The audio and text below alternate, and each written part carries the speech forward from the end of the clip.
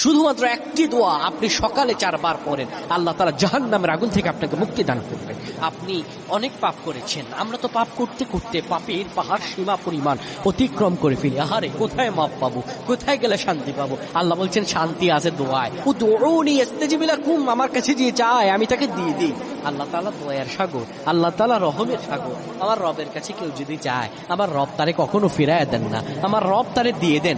আমার আল্লাহ আল্লাহু দাইফু লিমান ইয়াশাউ আল্লাহু ওয়াসিউন আলিম। আমার আল্লাহ তো প্রাচুর্যের অধিকারী, আমার আল্লাহ তো দয়াবান। আপনি আল্লাহর কাছে যান না, আল্লাহ সব গুনাহ মাফ করে দেবেন। জাহান্নামের আগুন থেকে মুক্তি পেতে চাইলে এই দোয়াটি সকালে 4 বার, সন্ধ্যায় 4 বার করবেন।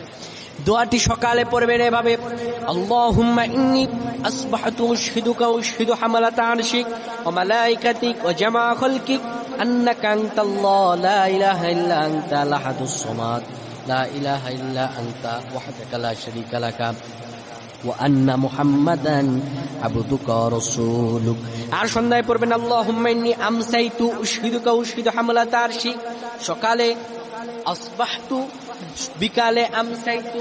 এই দোয়াটা আপনি যদি সকালে 4 বার পড়েন, মাগরিবের পরে 4 বার পড়েন, এটা পড়ে পড়ে যদি আপনি আমল করতে পারেন, আপনি যতই পাপ করে ফেলেছেন আমার আল্লাহর কাছে অনুতপ্ত হন, আমার আল্লাহ জাহান্নামের আগুন থেকে বাঁচায় দিবে।